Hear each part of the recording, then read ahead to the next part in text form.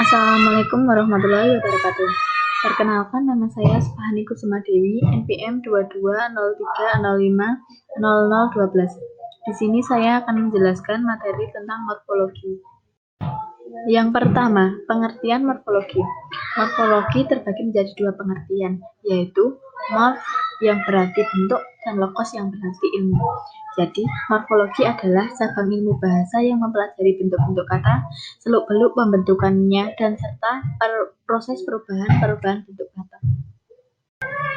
Jenis-jenis morfem. 1. Morfem bebas. Morfem bebas adalah morfem yang dapat berdiri sendiri tanpa kehadiran morfem lainnya dalam pertuturan. 2. Morfem terikat. Morfem terikat adalah morfem yang harus melekat dengan morfem lain atau morfem yang tidak dapat berdiri sendiri. 3. Morfem leksikal. Morfem leksikal terbagi menjadi dua, yaitu morfem leksikal yang bermakna dan morfem leksikal yang tidak bermakna. 4. Morfem gramatikal. Morfem gramatikal adalah suatu gramatikal terkecil yang bermakna, dapat berubah akar atau dasar, dan dapat berubah afiks.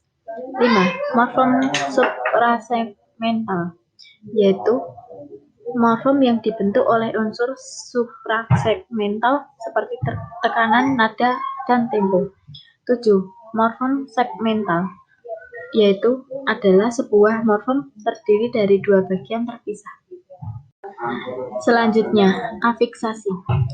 Afiksasi terbagi menjadi 4, yaitu 1. Prefiks, 2. Infiks, 3. Konfiks, 4. Sufiks.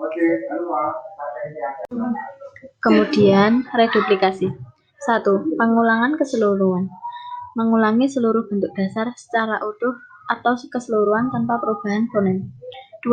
Pengulangan sebagian atau dwipura. Pengulangan sebagian ialah pengulangan atas bagian dari bentuk dasar suatu kata. 3. Pengulangan dengan perubahan fonem, atau kata lain, dengan perubahan bunyi adalah perulangan yang terjadi dengan cara mengulang bentuk dasar disertai dengan perubahan bunyi pada salah satu suku kata. 4. Pengulangan berimbuhan.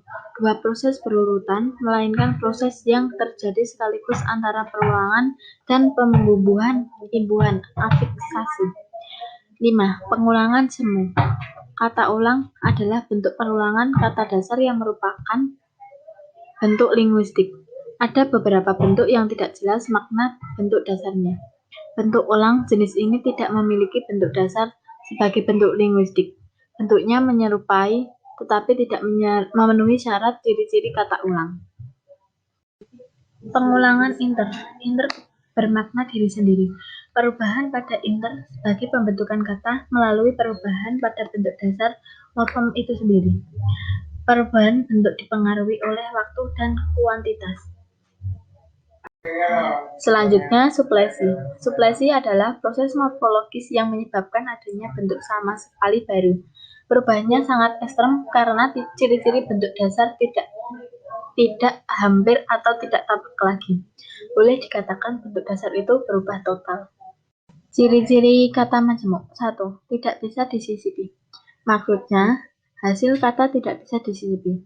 Jadi, untuk membedakannya dengan frasa, cobalah untuk membuat sisipan di antara dua kata dasar pembentukannya dan dilihat seperti apa maknanya.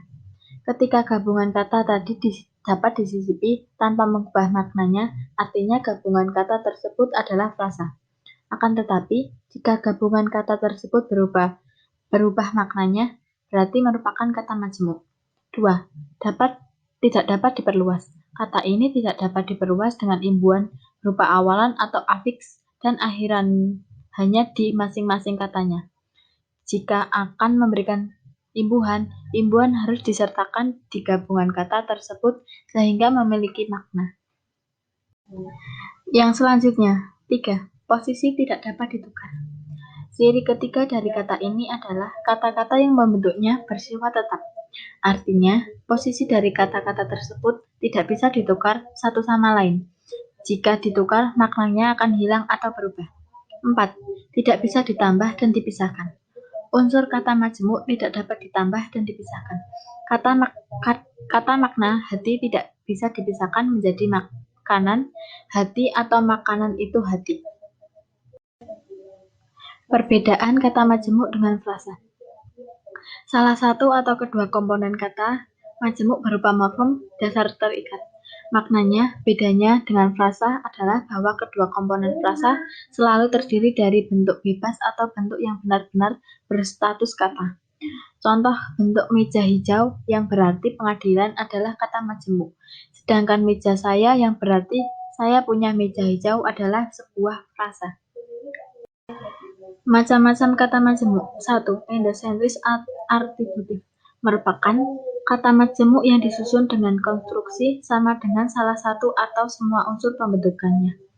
2. Endosentris koordinatif, yaitu terjadi bila kedua unsur pembentukannya sederajat kedudukannya. Contoh, pecah belah, tanah air, kaki tangan, dan sendratari.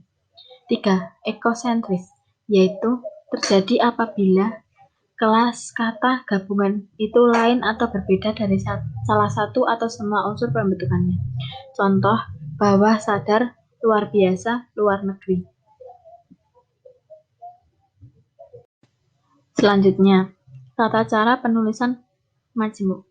Ditulis dengan dua cara, yaitu dengan cara terpisah dan bisa dengan cara digabung. Bentuk kata majemuk yang ditulis secara terpisah di tiap unsurnya berarti disebut kata majemuk tidak senyawa.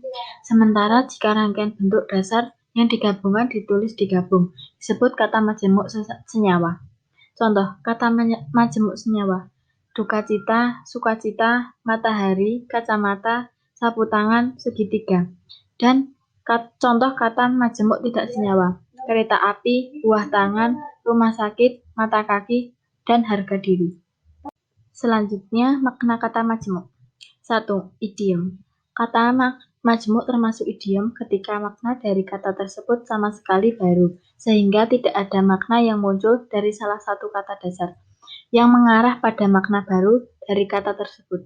Artinya, kata majemuk yang berupa idiom adalah kata bermakna baru dengan arti yang melenceng dari makna kata-kata dasar pembentukan. Contoh, harga diri dan matahari. Dan yang terakhir, makna kata majemuk yang kedua yaitu semi-idiom. Kata majemuk jenis semi-idiom berarti makna baru yang dihasilkan masih memiliki makna asli dari salah satu kata dasar yang pembentukannya. Akan tetapi, makna baru yang dihasilkan mengalami pergeseran sehingga sedikit mengubah artinya. Contohnya, rumah sakit dan rumah singgah.